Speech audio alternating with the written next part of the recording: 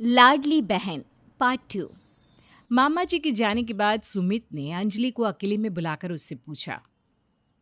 क्या बात है अंजलि, तुमने मामा जी से ऐसा क्यों कहा कि नैना तुम्हारा ख्याल नहीं रखती? भैया, आप तो हमेशा भाभी का साथ देते हैं। अब देखिए ना, मुझे लैपटॉप चाहिए था तो भाभी ने अपनी ज्वेलरी वाली फरमाइश आपके सामने रख दी। मैं कोई भी कपड़े पहनकर घर से बाहर जाती हूँ तो उसमें भी उनको प्रॉब्लम होती है।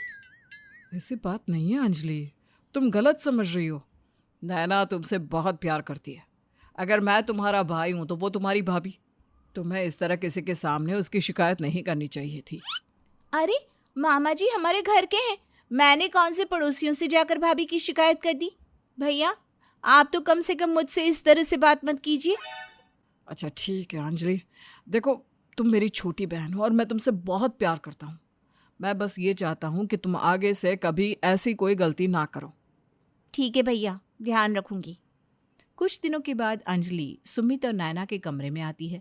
वो उनसे कोई बात करना चाहती थी, लेकिन उसके चेहरे से लग रहा था जिससे शायद वो बात कह नहीं पा रही थी।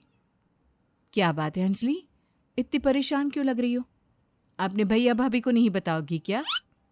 वो बात नहीं है भाभी, बात ही कुछ ऐसी है कि समझ में नहीं आ रहा आपसे कैसे कहूँ।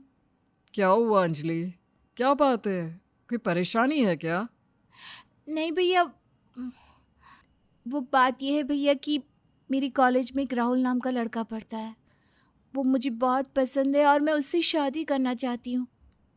अरे तो इसमें परेशान होने वाली क्या बात है? लेकिन बस इतना ज़रूर कहूँगी कि एक बार पहले हम राहुल से मिलना चाहते हैं। तुम्हारी भाभी ठीक कह रही है अंजलि, उस लड़के से एक बार तुम हमें मिलवाओ। अगर लगेगा कि वो तुम्हारे लायक है तो हम ज़रूर तुम्हारी शादी उससे करवा देंगे। अरे भैया, लायक की तो बात ही मत करिए। बहुत पैसे वाले घर का लड़का है और देखने में भी बहुत स्मार्ट है। आपको एक ही बार में पसंद आ जाएगा। देखो अंजलि, ऐसा ज़रूरी नहीं कि जो लड़का बहुत पैसे वाले घर से हो वो खुद भी बहुत अच्छा हो। इसलिए मैं बस इतना ही कहूँगी कि एक बार तुम हम लोगों को उससे मिलवा दो। ओहो भाभी, आपको ना हर बात में नखरे दिखाने की आदत है। आपको कोई चीज़ ऐसे ही पसंद आती कहाँ है। ऐसी बात नहीं है अंजलि, मैंने तुम्हें पहले भी समझाने की कोशिश की थी कि नैना तुम्हारे अच्छे के लिए कह रही है। ठीक है ठीक है, अगर ऐसी बात है तो मैं कल ही राहुल को लेकर घर आती हूँ। अगले दिन शाम के वक्त। भैया, ये राहुल है। हम दोनों एक दूसरे को बहुत पसंद करते हैं। बताओ राहुल, तुम्हारी आने वाली ज़िंदगी को लेकर तुम्हारे क्या प्लान हैं? तुम कहीं जॉब करते हो या फिर अपने पापा का बिजनेस संभालने वाले हो?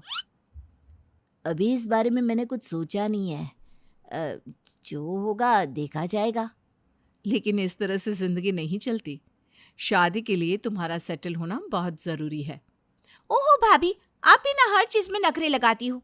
राहुल कह रहा है ना, वो कुछ ना कुछ कर लेगा। और वैसे भी उसे पैसों की कोई कमी तो है नहीं। देखो अंजलि, बात को समझने की कोशिश करो। इससे पहले कि हम तुम्हारी शादी की बात राहुल के साथ फाइनल करें, उसका खुद का कोई काम शुरू करना बहुत ज़रूरी है। अंजलि, तुमने मेरी इंसल्ट करने के लिए यहाँ बुलाया था क्या? अगर तुम्हें पता था कि तुम्हारी भाभी मुझे पसंद नहीं करने वाली है तो मुझे बुलाने की क्या जरूरत थी? ऐसी कोई बात नहीं है राहुल, मेरी बात समझने की कोशिश करो। तुम खुद ही देख लो अंजलि, ये किस तरह से बात कर रहा है। हमने इसकी कोई इंसल्ट नहीं की है। अगर हम इसे सही बात समझाने की कोशिश कर रहे हैं तो इसे सुननी चाहिए। अगर इसका बिहेवियर अभी ऐसा है तो सोचो शादी के बाद कैसा होगा। नैना ठीक कह रही है अंजलि, तुम बात समझने की कोशिश करो। जानते हो राहुल, भाभी को ना मुझसे बहुत प्रॉब्लम है। वो तो बस चाहती हैं कि किसी गरीब घर में मेरी शादी हो जाए ताकि उनको ज्यादा पैसे खर्च ना करने पड़े और भैया का सारा पैसा सिर्फ उनको मजे उड़ाने के लिए मिल जाए। ये तुम किस तरह से बात कर रही हो अंजलि? नैना तुम्हारी भाभी है और किसी बाहर वाले के सामने इस तरह से बात करना अच्छी बात नहीं है। वो बाहर वाला नहीं है भैया, मैं उससे शादी करने वाली हूँ। तुम्हारी फैमिली में इतनी सारी प्रॉब्लम्स है, अगर मुझे पता होता तो मैं यहाँ कभी नहीं आता। फैमिली में कोई प्रॉब्लम नहीं है, प्रॉब्लम बस भाभी के साथ है। वो तो मुझे इस घर से निकलवाना चाहती है। इतना अच्छा लड़का मुझे कैसे मिल गया, इस बात से उन्हें बहुत प्रॉब्लम हो रही होगी। कुछ देर के बाद राहुल वहां से चला जाता है, लेकिन अंजलि का बिहेवियर सुमित को बिल्कुल भी अच्छा नहीं लगता। उसे इस बात से बहुत तकलीफ होती है कि उसकी छोटी बहन नैना उसके बारे में ऐसा ख्याल अपने दिमाग में रखती है। सुमित अंजलि को समझाने की बहुत कोशिश करता है, लेकिन उस दिन के बाद अंजलि नैना से बात तक करना बंद कर देती है और उसे हर बात में परेशान करना शुरू कर देती है। इस तरह कुछ दिन बीत जाते हैं और लगभग 4-5 दिन के बाद एक दिन सुमित घर आता है और अपना मोबाइल ऑन करके उसकी स्क्रीन पर कुछ फोटोज अंजलि को दिखाते हुए कहता है, तुम्हें कुछ दिखाना चाहता हूँ अंजलि, जरा देखो तो मेरे फोन में क्या है। मेरा कुछ भी देखने का मूड नहीं है भैया। पहले ही आपकी बीवी की वजह से मेरी पूरी लाइफ खराब हो गई। आपके फोन में मुझे कुछ भी देखने में कोई इंटरेस्ट नहीं है। नैना की वजह से तुम्हारी जिंदगी बर्बाद नहीं हुई, लेकिन बर्बाद होने से बच गई है। एक बार देखो तो सही।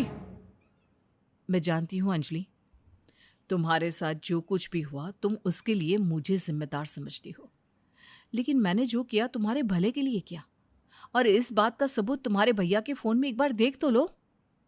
अच्छा, दिखाइए, आखिर ऐसा क्या है इस मोबाइल फोन में? राहुल की करतूत का वीडियो है। जरा देखो अंजलि, कितनी लड़कियों के साथ घूमता फिरता है तुम्हारा पैसे वाला राहुल। और ये बात मैं पहले से जानती थी। उस दिन मैंने इस लड़के से ज्यादा अच्छे से बात नहीं की, लेकिन ये बात मैं तुम्हें सीधे सीधे कह देती तो तुम मेरी बात कभी नहीं मानती। अंजलि ने जैसे ही उस वीडियो को देखा, राहुल की सारी हरकतें उसकी आंखों के सामने आ गई और ये देखकर वो हैरान रह गई कि वो जिसे इतना अच्छा लड़का मानती थी वो वाकई में एक बिगड़ा हुआ आवारा लड़का था। देखो अंजलि, तुम्हें लगता था कि नैना तुम्हारी शादी किसी गरीब और बेकार लड़के से करवाना चाहती है, लेकिन अगर तुम्हारी शादी इस अमीर लड़के से हो जाती ना, तो तुम्हारी पूरी जिंदगी बुरी तरह से खराब हो जाती। आप सही कह रहे हो भैया। मैंने अनजाने में सबके सामने भाभी की कितनी बार बेइज्जती कर दी। मैंने उनके साथ बहुत गलत किया। भाभी मुझे प्लीज माफ कर दीजिए। तुम्हें माफी मांगने की कोई जरूरत नहीं है अंजलि। बस तुम्हें ये समझने की जरूरत है कि मैं तुम्हारी दुश्मन नहीं हूं।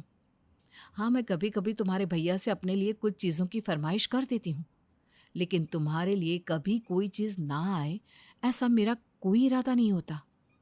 मैं समझ गई हूँ, और आगे से मैं कभी ऐसा कोई काम नहीं करूँगी जिसकी वजह से आपका या भैया का दिल दुखे।